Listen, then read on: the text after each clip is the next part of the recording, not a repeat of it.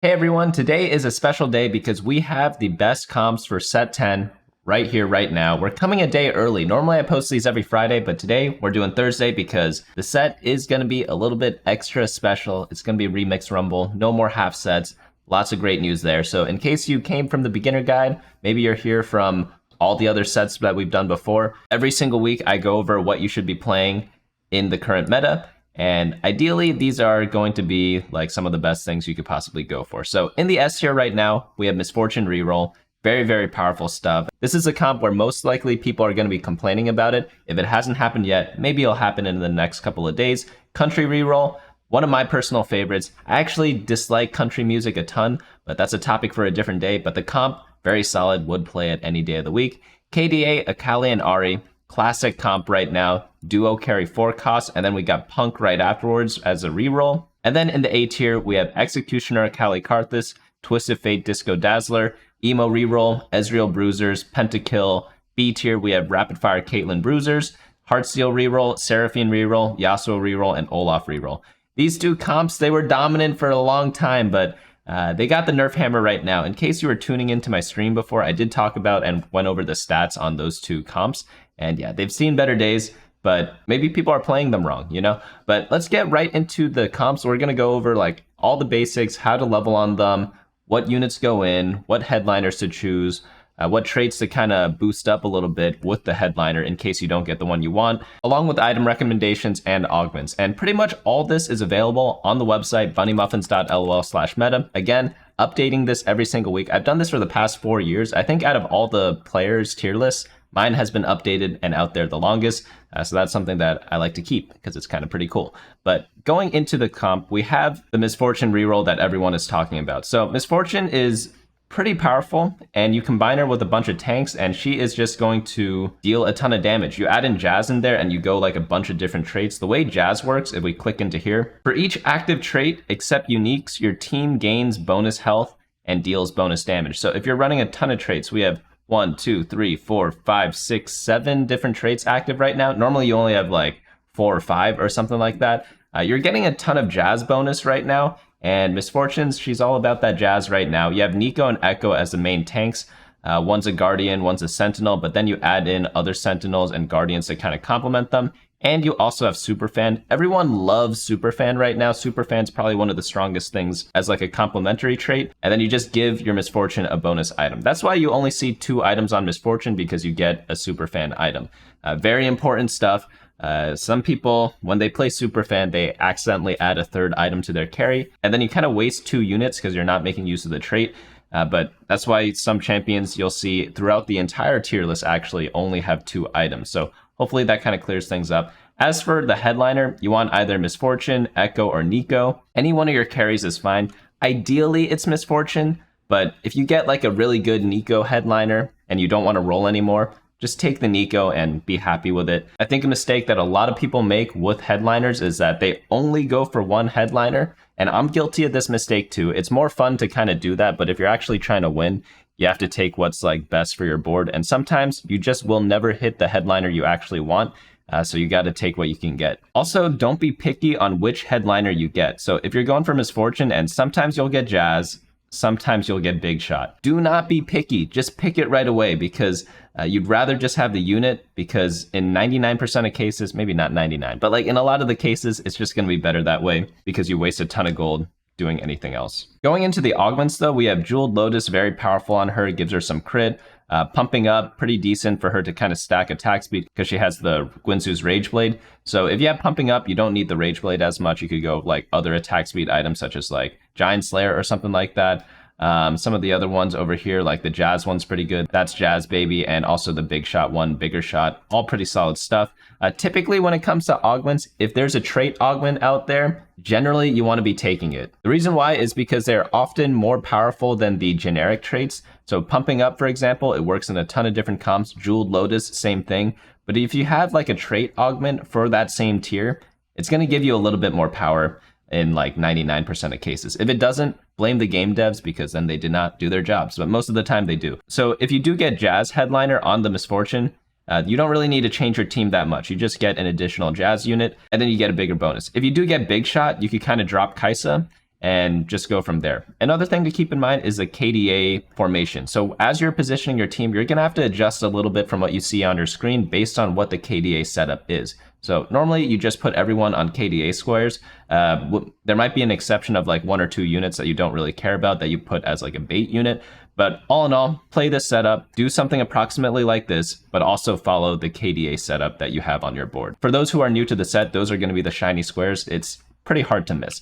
But going back into the build down here, we have the intricate leveling pattern that we have over here. So I'm going to be releasing a leveling guide so we don't have to write all this out every single time later on. But for now, I felt it's good to kind of keep this there just so people have a bit more details. But you want to level to 5 at 2-5, level to 6 at 3-2, level to 7 at 4-1, and then either stay at level 7 and slow roll for 3 stars such as Misfortune, Echo, and Nico. And you only do that if you have a ton of copies of them. Or you can alternatively go for level 8, and you do that in situations where you either have like a ton of gold or no copies of the Nico, Echo, and Misfortune. Notice here, like the way people build comps, some people are wondering like, how do you build a good comp? When you want to roll at a certain stage, you want to find like the optimal time to do it. And you also want to go for multiple units. So having 3 different 3 costs to kind of 3-star as you're rolling down makes it a lot better because you just have a lot more outs whenever you're rolling, because you're not going to be guaranteed to hit all 3 of these in your game. In the how to play section, we go a little bit more in depth. Again, check out the website for that. We also show what headliners to kind of take up there. One thing to note about this comp in particular, though, is that it is heavily contested. Everyone's going for super fans. A lot of people are going for the Misfortune comp, so you might have to level at 3-5 to find your headliner before she gets contested. The reason why is because headliners do not show up if more than half the units are taken out of the pool. And once that happens, like, yeah, you just can't get the unit anymore in the headliner. So you might want to beat people to it in some cases. And with the super, super popular comps, that might be a strategy that you have to consider if it's a game worth doing it in. So if you have like no gold at 3-5, then yeah, you probably can't level to 7 and roll. But in the games where you do, go ahead and do it. It's going to be pretty solid. Item recommendations down here. Let's get on into the next comp, which is going to be Country Reroll. So Country Reroll, I like this comp because it's super easy to play. You can go for like any type of headliner and you'll be good. So any country headliner, gonna be great. Ideally, of course, you want like Samira or Urgot, but you could even get Thresh. Doesn't really matter, but it's easier to get Urgot and Samira because you 3-star them and then you're good to go from there. And another thing that's important to keep in mind is that you can reach 5 country with or without a headliner. So if you do get a headliner with country, you could take out Tom Kench, for example. But if you don't, then you just play the whole team that you see on the board here and you don't really lose out on anything. The primary carries you have in this is Samira and Thresh as a main tank. And then after that, you have secondary carries with either Urgot or Vex. Depends on who you kind of get. So obviously, if you get Urgot 3-star, you might want to add in a Mosher. We don't have a Mosher in the comp right now, but the way to do that is just play Poppy over a Mumu. That's one easy way to put it in. Or just like level up, add extra units in, because we only have 7 units on the board right now. And typically in TFT, you kind of reach level 8 most of the time, so you are able to field 8 units. However, with Headliner, it kind of makes it a little bit different every single game, which is good and bad, depending on what you kind of like to do. For the augments here, we have Pumping Up, Binary Airdrop, and Infernal Contract. Those are going to be the prismatic ones, at least. In Tier 2, we have Gargantuan Resolve, we have Three's a Crowd. There's a 1, 2, 3, 4 3 costs here, holy cow. And we have Escort Quest. Gargantuan is good for Urgot. You could even put it on a tank too. It's overall solid augment right now.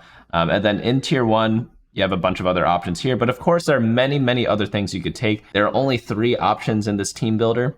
And yeah, there's like obviously a lot more things work, you know? You're not only limited to whatever you see here. Before items, Last Whisper, Infinity Edge, and Giant Slayer is really good on Samira. Some people might be wondering, I already know people are going to ask this in the comments. Executioner trait, it allows your abilities to critically strike. Infinity Edge also does the same thing. So people might be wondering, isn't there an overlap? Why do you build both Infinity Edge and run Executioner? Well, you could argue all you want, but the data shows that Samira is really good with Infinity Edge. So sometimes, even if an interaction seems kind of like overlapping, if the data says something, you might as well just try to build it. But if you really don't want to build Infinity Edge, just put any attack damage or damage item on her. You could put on like maybe a Giant Slayer, you could put on like a Guard Breaker, anything like that will do. I don't know why I was dragging from there. The item bank is over here. What else can you choose? You could do like a Runons, you could do a Deathblade. a lot of different options here. Now onto Urgot. He uses like the Bruiserish items. What's funny is that Urgot kind of uses the same items every set he's in.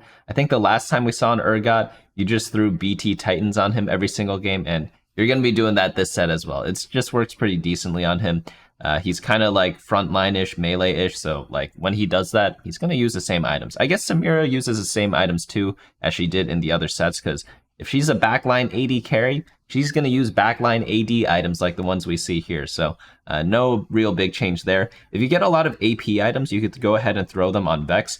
A lot of people like to like reforge their items, or like they're just like, oh, let me just build random crap. Don't know who to put it on. Well, Vex can hold all the AP items, so no fear there. And if you get too many tank items, itemize Amumu or something like that, depending on who you have in the front line. One thing to note is that we have like 4 different units that we care about. We care about Thresh, Urgot, Samira, and Vex. That's why binary airdrop is pretty good, because you only get like around 6 items per game in most cases at the end of stage 4. And typically at that point, you have 3 items on your main tank, 3 items on your backline carry. And if you got unlucky, like you have only 2 on them, and then 1 on like 1 random unit. So what binary airdrop does is it allows you to itemize more units.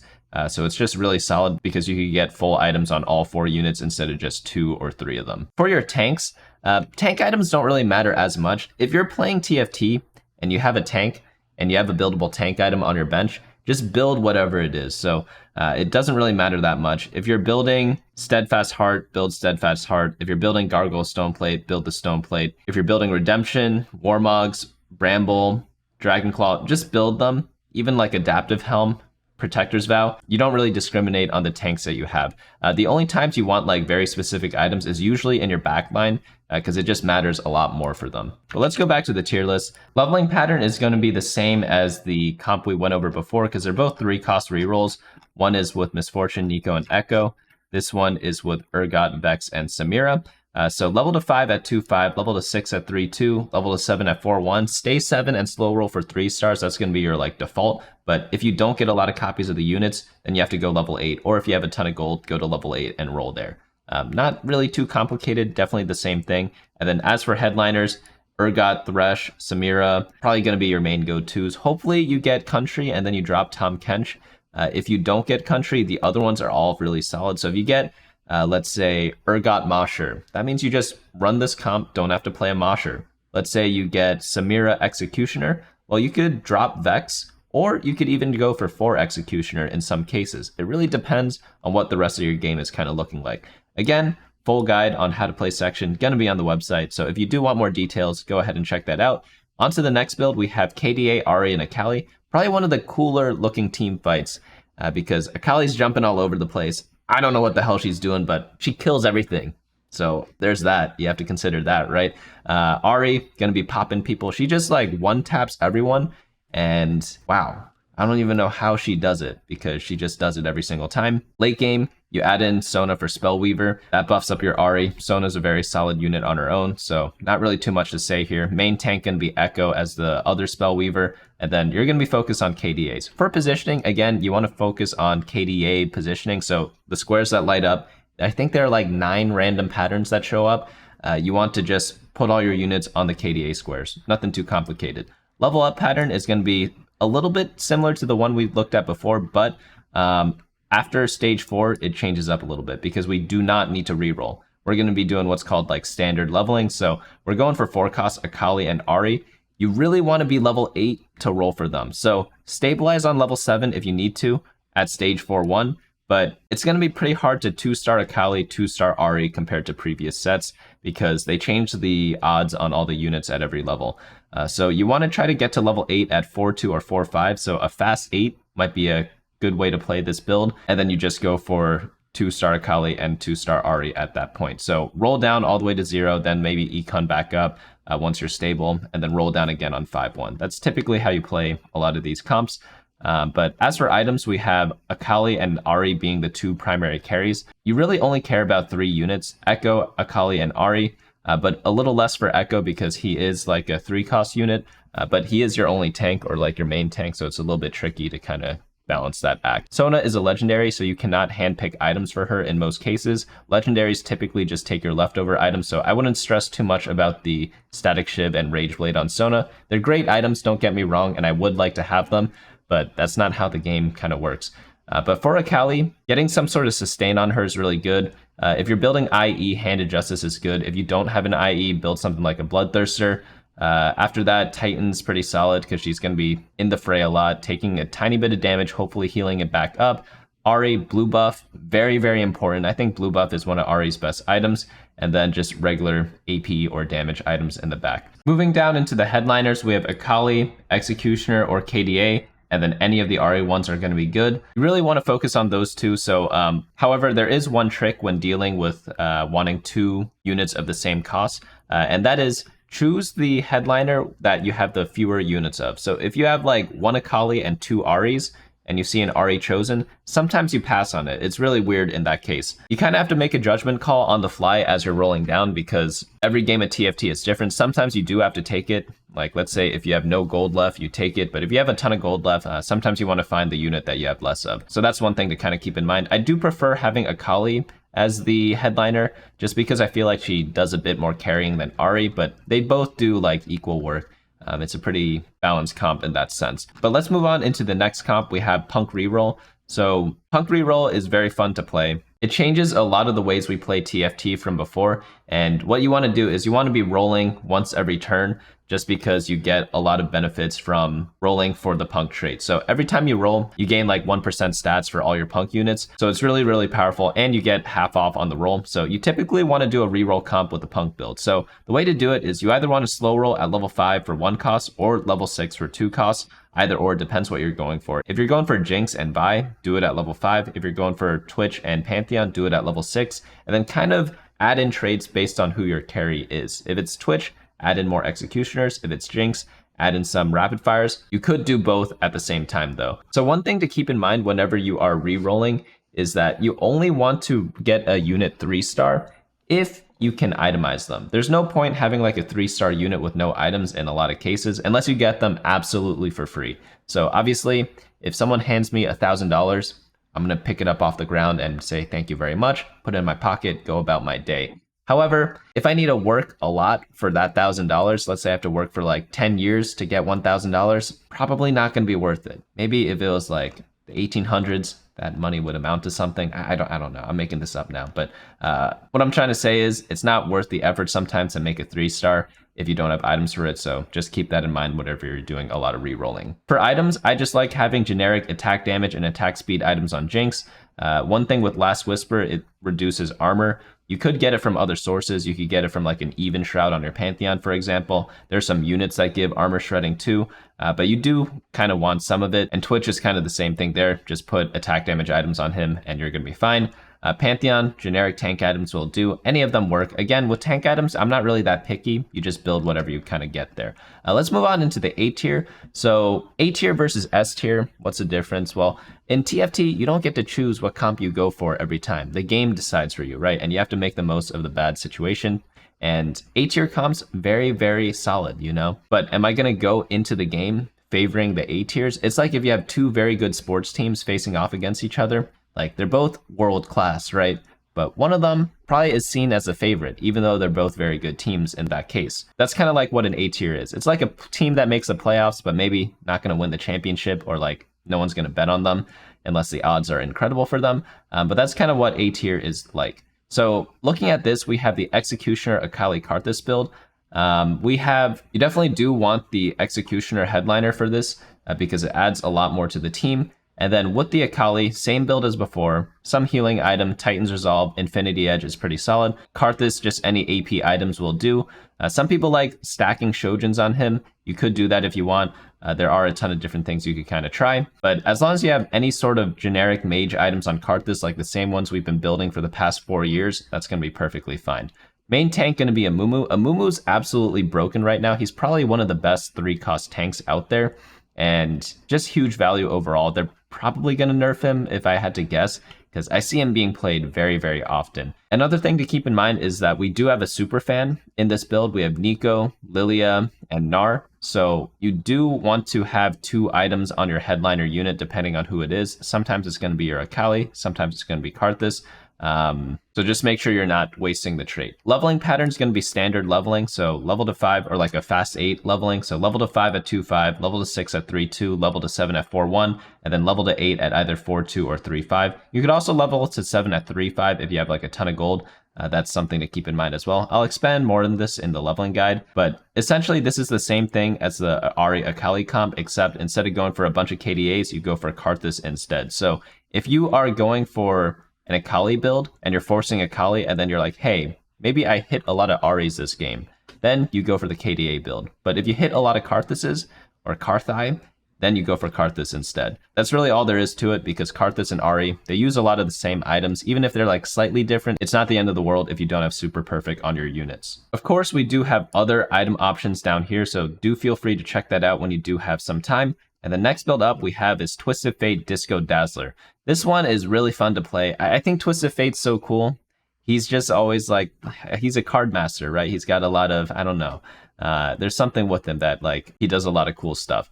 But this one is going to be mainly Blitzcrank main tank, Twisted Fate main damage carry, and then just top it off with some Dazzler. So you're always going to run Nami because she shares the same traits as Twisted Fate. Lux is going to be another Dazzler, and then you have Ziggs as the last Dazzler. So that you could get other Dazzlers, doesn't have to be the ones here, because Ziggs is obviously difficult to get. The one that we are missing here is Bard, so just play Bard until you get Ziggs. Twisted Fate can use all sorts of items. Generally, Rageblade plus AP items is going to be the best on him. And by the way, if you ever are curious on like, what items should I build on certain champions? Let's say I'd have a comp that's not listed here. You could always check out a data site. I'm using teamfight.lol right now. And then Twisted Fate is over here. You just go to stats, champions, and then type it in. And then you can kind of click in and then see a bunch of items and how well he performs on them. So a lot of people are building Shojin and Rageblade on him right now. Jeweled Gauntlet's another popular one. And then you could also see that like, hey, maybe you should be building Static Shiv instead because it has a bit of a better average placement. Obviously, average placement isn't everything. Frequency definitely has a big role to play, but just something to keep in mind in case you are interested in that type of stuff. But moving on, Blitzcrank is going to be the main tank. For some reason, he's a cat. Just throw generic tank items on him. Nothing really much else to say there. You do standard leveling for this comp, so you just follow whatever we did here for 4 costs. And yeah, pretty simple stuff there. By the way, in case you guys were curious, we added individual comp pages as well. So if you don't want to like look at this huge meta snapshot every single time, you could go directly to the comp by clicking this link here, and then it'll bring you to a new page that has the comp over here. And you could also click these to move around in the individual pages as well. So just like a small new feature that I added. Hopefully it doesn't break and I did it correctly, because I am not like a software developer or whatever. I am just like a coding noob, just like doing stuff in WordPress, and it doesn't always happen the way I want, but hopefully praying that it works. Emo Reroll is going to be the next one. One of my favorite comps. So if you want to just spam one reroll comp, do Emo Reroll. I know there are the other ones that are more popular in the S tier, such as the Misfortune and the Samira, but Emo Reroll is just so fun because they need some love too, and Vex, I think, is a pretty decent unit, and you're running Amumu also. Amumu, we already went over, completely busted right now, so we want to be playing him as much as possible. For Vex, you want 1 mana regeneration item. Both Shojin and blue buff work. Doesn't really matter which one you get. And then ability power items after that. It could be like a Jeweled Lotus. It could be like an Archangels. Could be a Rabadon's. Gunblade's pretty solid. What else is there? I think like Giant Slayer, Guardbreaker, all that good stuff. Karthus, same thing. Just 3 mana or damage items on him, gonna work fine. And since you have Executioner, you kind of want to be running him. And then for Emo, main tank can be Amumu and Poppy. You can mix and match who you have hold the items. So if you have an Amumu 3-star, definitely want to prioritize the items on Amumu. However, if you have a 2-star Poppy and a 2-star Amumu, focus more on the Poppy because she's just going to be a little bit more tanky because she is a 4-cost unit instead of a 3-cost unit. Do keep in mind though, we are running 4 Guardians here, so if you do have like no copies of Amumu, you could consider dropping the Guardians for other things. As for the leveling pattern, you want to do 3-cost reroll, so it's the one we covered before. I'll have links to this later on after I do the leveling guide, so I do need to update that on my site and on the YouTube channel. But really, all you care about is Vex and Amumu, and you want to get, and you just need to do everything in your power to get them up as quickly as possible. So what does that mean? That means if you get an augment on like stage 3 or 4, and they give you lesser champion duplicators, generally you want to be taking them because your team gets like so much stronger if you get Vex 3 and Amumu 3. Obviously, there are games where you can get them without any econ augments or without any champion duplicators, but it makes life a hell of a lot easier. And getting like a soft guarantee that you'll hit them is definitely very, very welcome. Next up, we have Ezreal Bruisers. This is kind of like a hipsterish comp right now. It's not the strongest, not the weakest. Kind of in the middle. Ezreal, you just build generic AD items on him, and then you just have a bunch of frontliners and hopefully Ezreal smurfs. The issue with Ezreal is that sometimes he just dashes into the enemy team like a freaking idiot, and you're just like, what are you doing? He just dashed into the enemy team and then he dies. Other times he is an absolute smurf and he's like dodging things left and right, and then you're like, oh wow, Ezreal is a genius. And then you're like, where was that last fight where you just ran into the enemy team? So it's a give and take. It is what it is, but standard leveling pattern for this, because you want to go for 4 costs, Zac going to be the main tank, and then later on you cap it off with Alawi. Getting 6 brawlers is pretty important because it's like a huge buff, but if you do get some sort of headliner 4 brawlers, it makes it a lot easier, and then you could drop one of these garbage units in Olaf and Tahm Kench, because yeah, you don't really want to be running too many 1 costs later into the game. Next up we have is Pentakill. Pentakill is going to be a pretty hit or miss comp. Viego, I feel like, is so weird right now. I definitely like relying on Karthus a ton more. Karthus is just more reliable, and he hits so many units, and he's bound to kill one of them and then get the resets. But if you have a bunch of leftover attack damage items, just drop them onto the Viego. Yorick is going to be the next one you kind of care about. Yorick is obviously a legendary, so sometimes you can, sometimes you can't. And then Mordekaiser's kind of like a good supportish tank unit for Karthus. Lots of different ways you could go from here. You could go for like a reroll Mordekaiser build where you slow roll for 3 costs on level 7. The other way to do it is when you're playing Karthus and Viego, you just go for the fast 8, roll for 4 costs there. Next up we have is the B tier. B tier is definitely like a lot worse than the rest. Maybe shy away from them a little bit right now. There are too many other good things to play. By the way, if your comp is not mentioned so far, they definitely will be added as the weeks go on. In the first week, it's hard to add every single comp because there are just way too many of them out there, but over time, this list will get bigger and bigger. So on to the next comp we have is Rapidfire, Caitlyn Bruisers. This one is going to be just like a generic Caitlyn build. You just play 4 Rapidfire, throw some tanks in front. In this case, it's Zac. I feel like Zac, out of all the 4-cost tanks right now, is a little bit weaker than, let's say, Blitzcrank. Who are the other ones? Thresh. Thresh is probably like the strongest one right now. So we definitely need like a little bit more love for the Zacs out there. Ironically, he is not an emo unit. He is an EDM unit, so I guess he's just bouncing to the beat, I guess. Late game, Lucian is pretty cool to kind of watch. I don't think he's like super good. He's obviously like still a legendary unit, but I feel like other legendaries like Sona are a bit more valuable. Next up we have is Heartsteel Reroll. This one is going to revolve around Yone and Aphelios and Set. Set going to be the main tank, Yone going to be the melee carry, and then Aphelios in the back. You could kind of just run Heartsteel all game, and then later on, you just get bigger and bigger loot. But one thing to keep in mind is that you want to focus on who you actually 3-star as your carry. So in some games, it's going to be Aphelios. So as you're leveling up in the early game, or as you're playing in the early game, you want to slow roll for Aphelios at level 6 because Aphelios is a 2-cost unit. However, there are some games where you don't get a lot of Aphelioses. In that case, just go straight to level 7 and do 3-cost reroll, get Yone and Set instead, because then you're rolling for 2 things at one time instead of just 1 thing. You still also have decent odds for 2-cost units at level 7, so you still could find a bunch of Aphelioses in those cases. There's so many games where I'm playing and I have like, let's say 5 copies of Yone and then like 2 copies of Aphelios, and then I roll down a bunch and then I hit Aphelios 3-star before I even get 2 more copies of Yone. Happens all the time. So that's why, again, whenever you do roll in TFT, you always want to be hitting multiple things or trying to hit multiple things. That's why whenever you watch anyone play, especially if they're good players, they normally have like really powerful teams without rolling that much. And you might be wondering like, how the hell are they doing that? Whenever I roll, I don't hit anything. It's because normally when you roll versus when they roll, they're rolling for a lot more things and they're able to make strong boards with like fewer resources. And then because of that, they're able to hit higher levels later on, get better units, and then that's how they kind of outclass some of the players that are a bit worse than them. Next up we have is Seraphine Reroll. A bit of an older comp, but still checks out a little bit. Probably needs a little bit more love right now. Seraphine 3-star, it still can do work, but I feel like Spellweaver's in a bit of a weird spot right now. 3 versus 5 versus 7. I don't feel myself being incentivized to go that deep into Spellweaver. Normally when I'm playing Spellweaver, I just do like Ahri carry, and then she doesn't even need the Spellweaver buff to kill units. Like KDA is good enough, and then you get to run Akali. So that's kind of why some comps are left by the wayside. It's because the S tiers are just a bit too strong right now.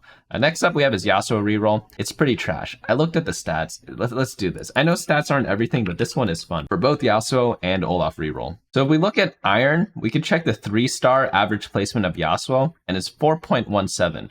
But as we move to Bronze, it goes to 4.31, Silver 4.68, Gold 5.09, Platinum 5.29. So as you get higher and higher and higher, and also I don't think anyone's Emerald yet. Oh, some people are. There are very few games in Emerald, only 232 games right now, so we can't really get any reliable data on that. But like, as you can see, going all the way up from like Iron to Emerald, Yasuo gets worse and worse. So essentially, as you become a better player, all these one-cost reroll comps get a little bit weaker, so you kind of have to use your brain a little bit. If you are in Iron right now, go for Yasuo reroll. It had decent stats, right? But if you're a little bit higher, try to rely a little bit less on this Yasuo comp. It's the same phenomenon with Olaf. It's actually hilarious.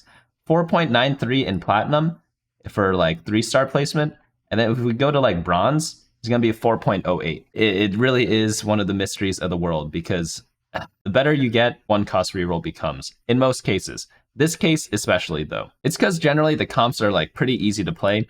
You could pretty much play at like a challenger level for one cost reroll for like the first half of the game. So there really isn't too much decision making to kind of do in those cases, which is why, like, again, as you go up and up, a lot of players, like the very best players, they only reroll in like very specific situations. Like that's one pattern that I've noticed. Like all the people who like do really well in like a lot of the tournaments, there are some one tricks that like only force a certain comp, but they're kind of like an exception. They're not the rule. So a lot of people see those players and they're like, hey, I can be like that guy too. No, you can't. That player mastered that playstyle like over the past 4 years. And then they don't realize that most players who are at the top play pretty flexibly and only go for rerolls if they have like absolutely perfect spots for it. So you might notice that some games you're like, hey, I saw this guy go, let's say Aphelios reroll, and he did super well with it. But then I hit my Aphelios 3 and I lost every round. It's because you're doing it from a lot different spots than that other player. It's just how life is sometimes. But yeah, both the Yasuo and the Olaf comp, really easy to play. You just do not press your level up button and then roll at level 4 and 5 as much as you can for Olaf and Yasuo. I'll be going over more of this leveling pattern in the leveling guide coming out in a couple of days. But if you want to check out the old ones, they are still very relevant. It's pretty much the same thing, but it just refers to the older units. But for one cost, it's literally the same. You just don't level up. On stage 3-1, that's the last stage that you're level 4. You roll down to 30 gold, picking up all the Yasuos, picking up all the other one costs such as like Kennen. And if you're doing the Olaf build, go for like Olaf and Tahm Kench. And then after that, econ back up, roll down to 50 gold every single turn until you hit 3-star everything. And then, yeah, that's pretty much all you have to do. Level up after that and then throw in whatever traits you want. So for Olaf, you want to throw in a bunch of Bruisers because he's a Bruiser. You want to throw in a Pentakill as well to get to 3 Pentakill. And then with the Yasuo, all you have to do is level up, put in some Edgelords, put in some true damage, call it a day. That's pretty much all there is to it for these reroll comps. So let's move up back to the top. We have, again, just to summarize, Misfortune going to be the main bread and butter, Country reroll, Akali, Ahri, and Punk. You don't have to go for them, obviously, every single time, but they are 1, 2, 3, 4 of the best comps right now. And if you think of the game of TFT, there are 8 players, so 4 people are going to go for these comps, maybe 5, and they might be a bit contested. But that means out of the A-tier comps, only like 2 or 3 of these are going to be picked. So you're not going to be going like Pentakill every single game, for example. You have to really pick and choose your spots for the A tier. That's another way to kind of see the difference between the S and the A tier. It's like the S tiers, people always go for them. There's at least 1 player, if not 2, sometimes even 3 players going for them every single game. And then in the A tier, there are like 10 comps here sometimes. Right now we have 1, 2, 3, 4, 5. But as we add more comps, there might be like 10 or even like 15 in the A tier later. And there are only like 3 spots in the A tier. It's like kind of getting in off the wait list at like whatever college you want to apply to. It's like there's so many people on the wait list and you can only pick a couple of them every year. So That's kind of just how it is, unfortunately. But yeah, hopefully you all enjoyed this video. This is like, you pretty much need to be playing all these comps to kind of do well in this current week. There might be some that are missing, so we will be adding them throughout the week because things get discovered every single day, especially at the start of a new set. So definitely check back next week and every other Friday. Normally we post on Friday, but today it's going to be Thursday. And for those of you who are celebrating, happy Thanksgiving. I am thankful for all you guys for watching through all these years. I've seen some people leave comments and they're like, hey, I stopped playing TFT, but I came back because of you. Some people say that, and I don't know what I did to like do that, but I am glad that I had some sort of positive impact on you. But there are a lot of other like people who have been just like watching for like years and years and years. And of course, I am very thankful for all types of viewers, both old and new, because that allows me to do what I do. So hopefully you all enjoyed this. And also, if you are doing like Black Friday shopping, I'm not saying to do it. Go onto the website, hover over social, and click this Amazon link, and then you get taken to my Amazon store. Pretty much like I have like, if you want to check out my gear, like my gear's all here, but you don't actually have to buy any of these things. All you have to do is like click the link, then buy whatever you're going to buy anyways. And then I get like a small little bonus. It's not big, but like if you're going to do the shopping anyways, why not? Obviously, don't like buy things you didn't intend on buying, because that's like it's like, yeah, that's a topic for a different day. But thanks so much for watching. That's pretty much all I have today. I'll see you all next time.